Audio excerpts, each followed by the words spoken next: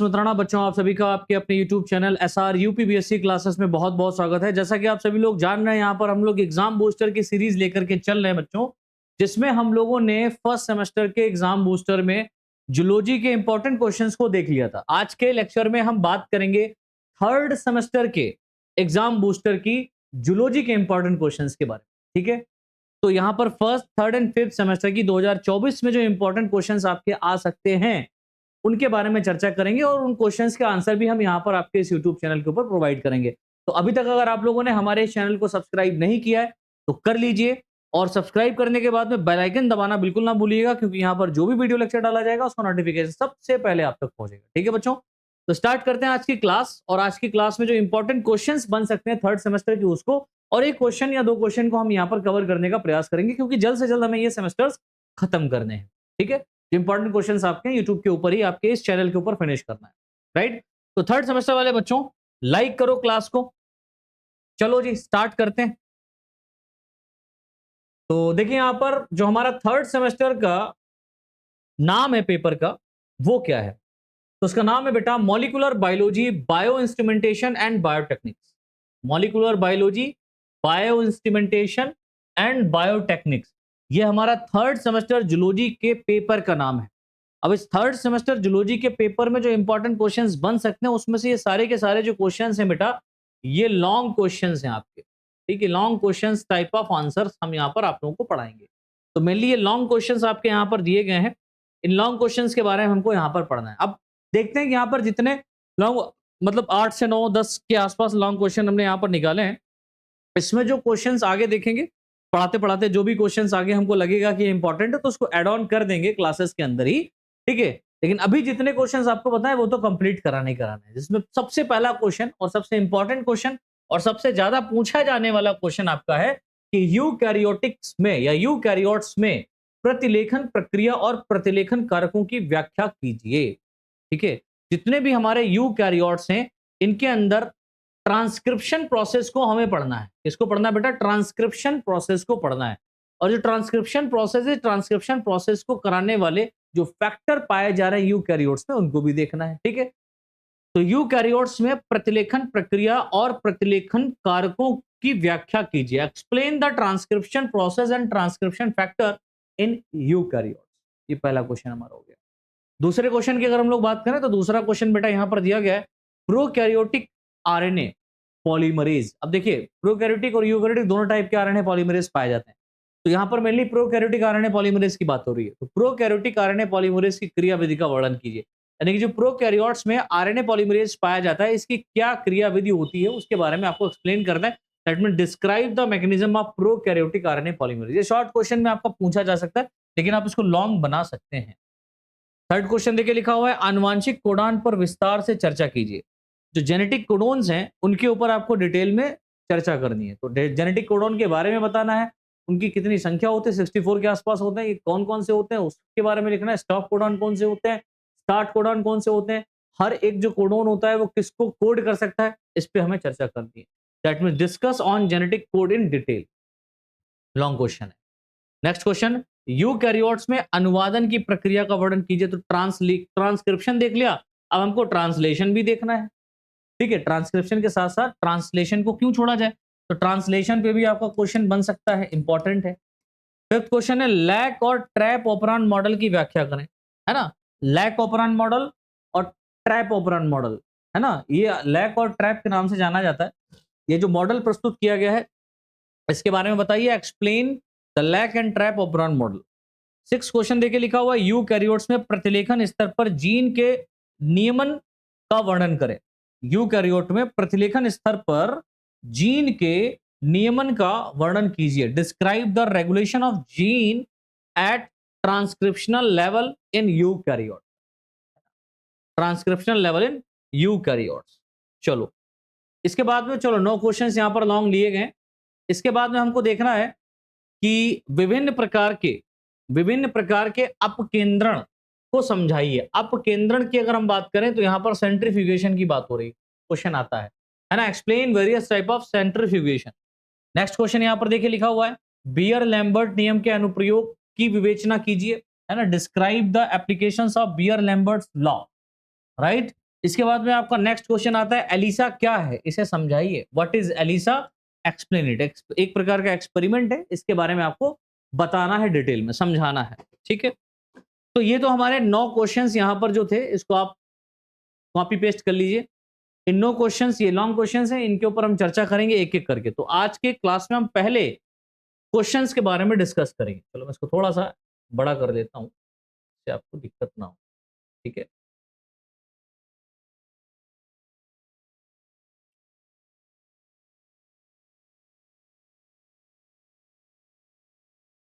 Okay, the first question is explain the transcription process and transcription factor in eukaryote. हमें explain करना है transcription process को और इसके अंदर ट्रांसक्रिप्शन फैक्टर को, जो ट्रांसक्रिप्शन प्रोसेस को अफेक्टेड करते हैं, या हम यूं कहें उनको क्या करते हैं, उनको प्रोसेस करने में सहायता करते हैं। ट्रांसक्रिप्शन प्रोसेस को प्रोसेस करने में क्या करते हैं बेटा, सहायता करते हैं। तो हेडिंग हमारी पड़ेगी ट्रांसक्रिप्शन इन यूकैरियोट्स। आप ऐसे हेडिंग डालेंगे, आंसर लिखिएगा, आंसर में ऐसे आप डालिएगा, क्वेश्चन नंबर आपको डालना है, क्वेश्चन नंबर 1 आंसर, ठीक है। अब क्वेश्चन नंबर 1 में आंसर हमें हेडिंग बनानी है, तो हेडिंग बनाएगा ट्रांसक्रिप्शन प्रोसेस, ठीक है। तो ट्रांसक्रिप्शन प्रोसेस देखना है किसके बेटा, यूकैरियोट्स में। तो ट्रांसक्रिप्शन इन यूकैरियोट्स, इस तरीके से आप हेडिंग बनाएंगे। देखिए हेडिंग बनाना बहुत जरूरी है, अगर हेडिंग नहीं बनाएंगे तो फिर मजा नहीं आएगा। हेडिंग बना करके लिखेंगे तो एग्जामिनर भी कहेगा नहीं बच्चा थोड़ा सा होशियार है, जिसने हेडिंग तो डाली है ना। अब ट्रांसक्रिप्शन प्रोसेस क्या होता है, इसको हम लोग यहाँ पर समझते हुए चलते हैं, है ना। तो देखिए ट्रांसक्रिप्शन प्रोसेस में आप ये समझें कि ट्रांसक्रिप्शन होता क्या है। तो यहाँ पर देखिए लिखा हुआ है डीएनए से एचएनआरएनए बनता है, एचएनआरएनए से एमआरएनए बनता है, एमआरएनए से प्रोटीन बनता है। यानी कि हम ये कह सकते हैं कि ट्रांसक्रिप्शन एक ऐसा प्रोसेस होता है जिसके अंदर डीएनए से क्या बनता है बेटा, प्रोटीन बनता है। तो डीएनए से प्रोटीन, सॉरी, डीएनए से एमआरएनए की बनने की प्रक्रिया, डीएनए से क्या बनता है बेटा, एमआरएनए,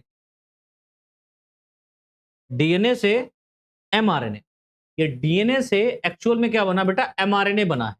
तो डीएनए से एमआरएनए के बनने की प्रक्रिया को हम लोग क्या कहते हैं बेटा, ट्रांसक्रिप्शन कहते हैं। और एमआरएनए से प्रोटीन के बनने की प्रक्रिया को हम लोग कहते हैं ट्रांसलेशन। ये दोनों प्रोसेस देखना, दोनों समझ में आएगा। लेकिन यहां पर आप थोड़ा सा जब डिटेल्स में जाएंगे, अगर आप यूकैरियोट्स की बात करेंगे, तो यूकैरियोट्स में डायरेक्ट यहां पर एमआरएनए नहीं बनता।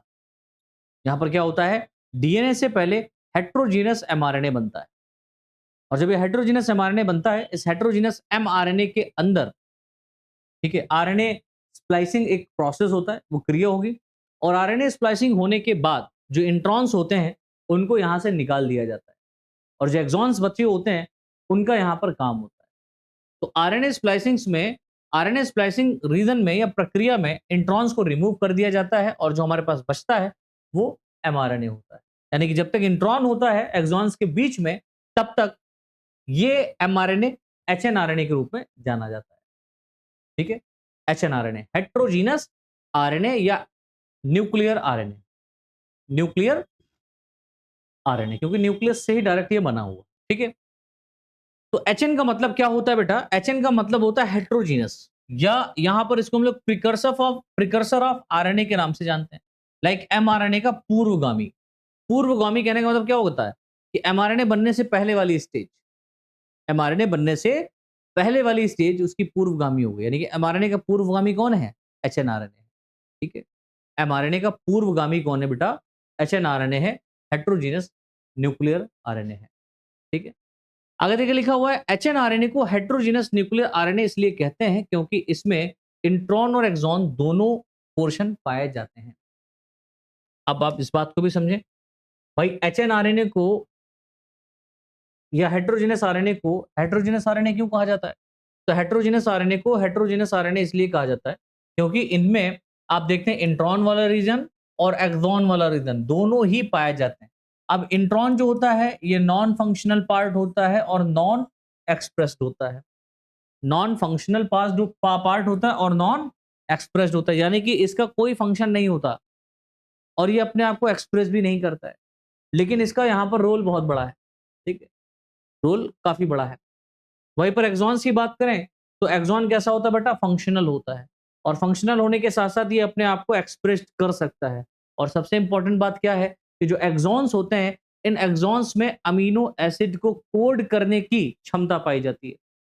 यानी कि जो सूचना या जो इंफॉर्मेशन डीएनए के द्वारा निहित की गई है किसी एक पर्टिकुलर एमआरएनए के ऊपर, तो उस एमआरएनए के अंदर जो एक्सॉन वाला रीजन है, उस एक्सॉन वाले रीजन पर सूचना छापी गई है ना? ट्रांसक्रिप्शन किया गया है, ट्रांसक्राइब्ड किए गए, उन जीन को ट्रांसक्राइब्ड किया गया है। कहाँ पर? एचएनआरएनए के एक्सॉन्स वाले पोर्शन में, ठीक है ना? तो एक्सॉन्स काफी फंक्शनल पार्ट होता है। एक्सॉन कैसा होता है बेटा? फंक्शनल पार्ट होता है और ये एक्सप्रेस करता है अपने आप को, है ना? और यहाँ पर अमीनो एसिड को कोड करने के लिए क्या पाया जा रहा है? इंफॉर्मेशन पाया जा रहा है जो डीएनए से छापा गया है। चलो जी, आगे देखिए लिखा हुआ है एक विशेष पॉइंट यहाँ पर लिखा हुआ है, जबकि मेच्योर या प्रोसेस्ड आरएनए की अगर आप बात करें, किसकी बात करें बेटा? मेच्योर या प्रोसेस्ड आरएनए की बात कर रहे हैं, तो इनके अंदर केवल एक्सॉन होता है। जैसे आपने अभी देखा कि जो एचएनआरएनए है, हेटेरोजेनस न्यूक्लियर आरएनए है, उसमें आपको इंट्रॉन भी देखने को मिल रहा है। इंट्रॉन को हटाने की प्रक्रिया को क्या कहते हैं बेटा? इंट्रॉन को हटाने की प्रक्रिया को आरएनए स्प्लाइसिंग कहते हैं। आरएनए स्प्लाइसिंग से जैसे ही इंट्रॉन हटा दिए जाएंगे तो हमारे पास क्या बचेगा? एक्सॉन, एक्सॉन बचेगा। अरे यार ऐसे समझो, जैसे मान लो ये एक स्ट्रैंड है एचएनआरएनए का, ये क्या बेटा? एचएनआरएनए है, हेटेरोजेनस न्यूक्लियर आरएनए। इसमें इस तरीके से ये एक्सॉन्स पाए जा रहे हैं, ठीक है? तो ये वाला जो पोर्शन है एक्चुअल में ये क्या है बेटा? इंट्रॉन्स है। ये क्या है? इंट्रॉन है, इंट्रॉन है ना? और ये दो इंट्रॉन्स के बीच में ये वाला जो रीजन है, ये दिस रीजन इज एक्सॉन्स। ये एक्सॉन है ना? Axon, axon. ये कैसा होता है बेटा? फंक्शनल होता है। ये कैसे होता है बेटा? फंक्शनल होता है। एक्सॉन कैसा होता है? फंक्शनल होता है। एक्सॉन फंक्शनल है, लेकिन ये एक्सॉन तब तक फंक्शनल नहीं होता जब तक यहाँ पर इंट्रॉन्स इसके बीच में पाए जाते हैं। तो इन इंट्रॉन्स को हटाने के लिए, इन इंट्रॉन्स को हटाने के लिए एमआरएनए क्या होता है? स्प्लाइसिंग होता है। आरएनए स्प्लाइसिंग होता है, यानी आरएनए आएगा, वो इस तरीके से स्प्लाइस्ड कर लेगा इस तरीके से, इसको चारों तरफ ऐसे से घेर करके इनको हटा देगा, ठीक है? तो हमारे पास बस क्या बचेगा? हमारे पास में केवल बचेंगे एक्सॉन, एक्सॉन, एक्सॉन। देख रहे हो? तो ये हमारे पास में क्या है? प्रोसेस्ड या एमआरएनए। कौन सा वाला है? मैच्योर, मैच्योर एमआरएनए या प्रोसेस्ड आरएनए पाया जा रहा है, ठीक है? के अंदर केवल एक्सॉन होते हैं, इंट्रॉन्स नहीं पाए जाते। ये बात यहां पर बोली गई। जाहिर सी बात है, इंट्रॉन्स को आरएनए स्प्लाइसिंग प्रोसेस द्वारा हटा दिया जाता है। ये स्टाफ बना करके पॉइंट्स आपको लिखने हैं अपने एग्जाम के पॉइंट ऑफ व्यू पे, ठीक है? एग्जाम में अगर क्वेश्चन आता है ट्रांसक्रिप्शन प्रोसेस को, तो ये प्रोसेस आपको पहले लिखना बहुत जरूरी है। ये लिखेंगे तो एग्जामिनर कहेगा कि नहीं बच्चे ने पढ़ा था, तो आता है यार, तो आपको पूरे नंबर मिलेंगे। एचएनआरएनए से मैच्योर या प्रोसेस्ड आरएनए बनाने के लिए एडिशनल प्रोसेसिंग भी होती है। अब जाहिर सी बात है, यहाँ पर जो एमआरएनए या मैच्योर एमआरएनए बनना है, उसको बनाने के लिए बहुत बहुत एडिशनल प्रोसेस भी तो देखने को मिलेगा, है ना? एडिशनल प्रोसेस भी होती है, जिसे हम लोग कैपिंग और टेलिंग कहते हैं। तो आप देखेंगे कि यहाँ पर जो एमआरएनए पाया जा रहा है, एमआरएनए पाया जा रहा है यूकैरियोट्स में, यहाँ पर एक एंड पर क्या पाया जा रहा है बेटा? कैपिंग पाई जाती है, और दूसरे एंड पर टेलिंग पाई जाती है। कैपिंग क्या होता है ना? कैपिंग रीजन किसे कहते हैं? तो देखिए लिखा हुआ है, एचएनआरएनए के 5 प्राइम एंड पर methyl guanosine triphosphate MG triple P, इसको ऐसे लिखते हैं। मैं थोड़ा सा बड़ा बड़ा करके लिख दे रहा हूं, आप लोग याद रखिएगा। जी ऐसा रहेगा, जी के साथ में ट्रिपल पी यहां पर आएगा और एम यहां पर आएगा, तो एम जी ट्राइफॉस्फेट, इसको पढ़ते हैं एम जी ट्राइफॉस्फेट। क्या पढ़ते हैं बेटा? M G triphosphate. तो एचएनआरएनए के 5 प्राइम एंड, जो 5 प्राइम एंड होता है, उस पर methyl guanosine triphosphate, methyl guanosine triphosphate, methyl guanosine triphosphate, ठीक है, एम जी ट्रिपल पी जुड़ता है। तो ये वाला रीजन क्या हो जाता है बेटा? कैपिंग हो जाती है। वहीं पर हम लोग टेलिंग की बात करें, तो टेलिंग वाला रीजन कैसा होता है?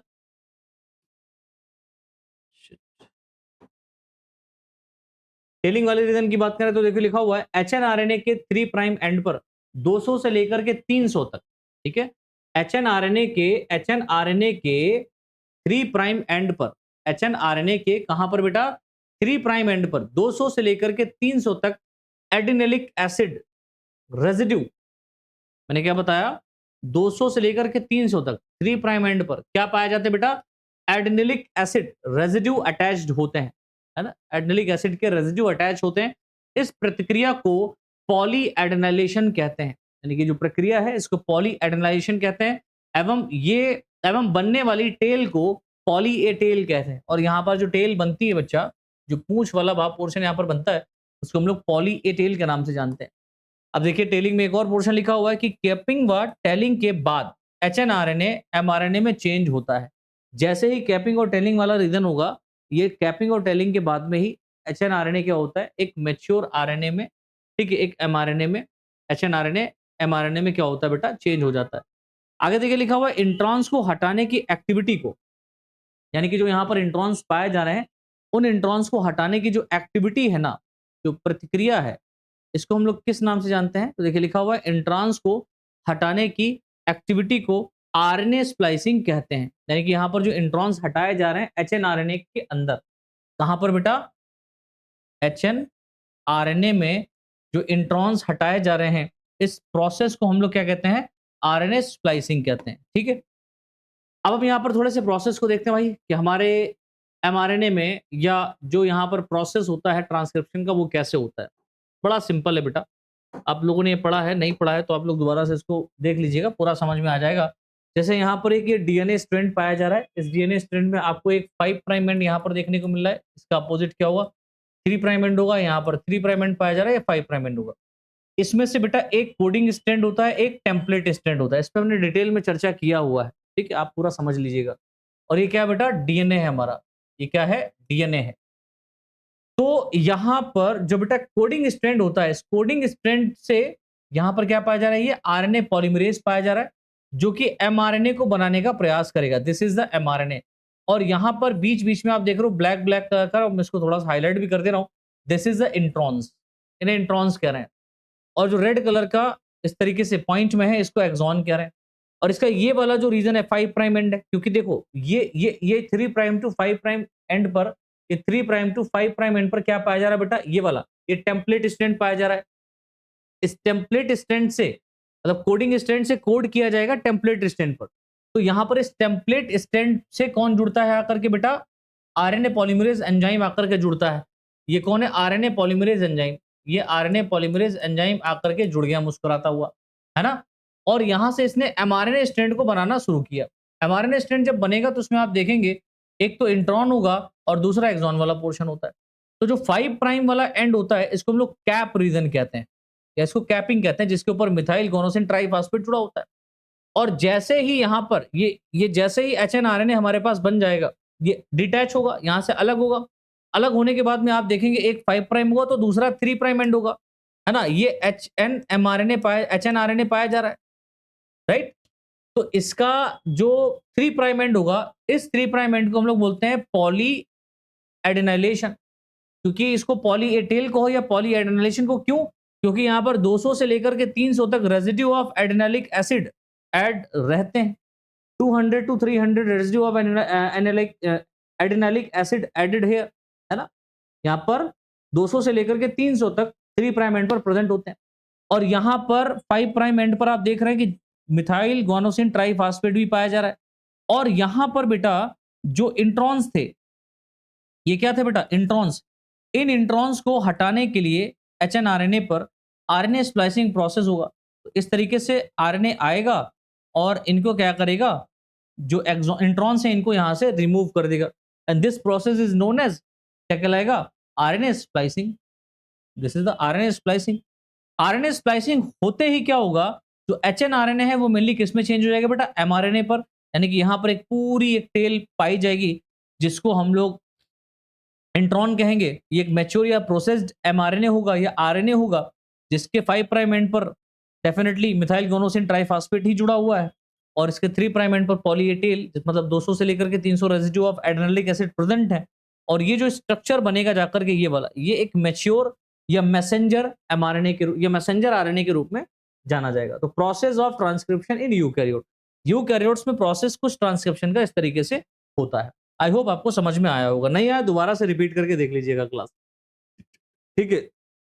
अब देखिए यहाँ पर थोड़ा सा और डिटेल में हम जाएं तो समझाने के लिए यहाँ पर बनाया हुआ है कि ये एक स्ट्रैंड है, स्ट्रैंड का थोड़ा सा एक वो पोर्शन है न्यूक्लियस के अंदर वाला, ये न्यूक्लियस के अंदर ही साइटोप्लाज्म वाला पोर्शन है।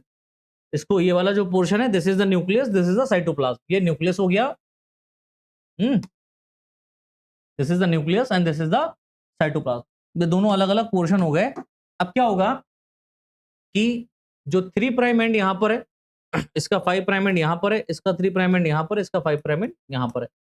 तो 5 प्राइम टू 3 प्राइम एंड को हम लोग एक्चुअल में क्या कहते हैं बेटा, ये वाला, this is the template strand.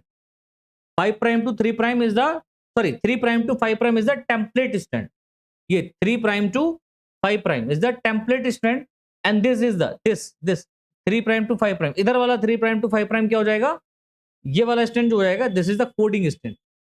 Template strand से क्या बनेगा, एमआरएनए बनेगा। तो यहां पर एक प्रमोटर आएगा, है ना। सबसे पहले क्या होगा, प्रमोटर आएगा, वो जुड़ेगा, एमआरएनए स्ट्रैंड को बनाएगा, ठीक है। और यहां पर एक टर्मिनेटर आएगा। प्रमोटर और टर्मिनेटर फैक्टर है, इनके बिना तो प्रोसेस हो ही नहीं सकता, टर्मिनेट कर देगा। और यहां पर ये जो स्ट्रक्चर बनेगा, ये जो पूरा स्ट्रक्चर होगा, दिस इज द सिस्टोन।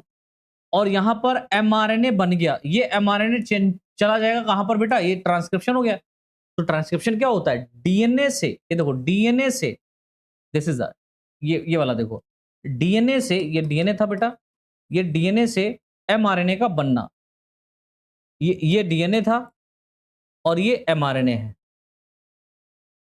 तो डीएनए से एमआरएनए का बनना ट्रांसक्रिप्शन कहलाता है। अब ये एमआरएनए कहां आएगा बेटा, ये एमआरएनए आ जाएगा हमारा साइटोप्लाज्म में, जहां पर इस एमआरएनए से क्या होगा, ट्रांसलेशन का प्रोसेस होगा, ट्रांसलेशन होगा।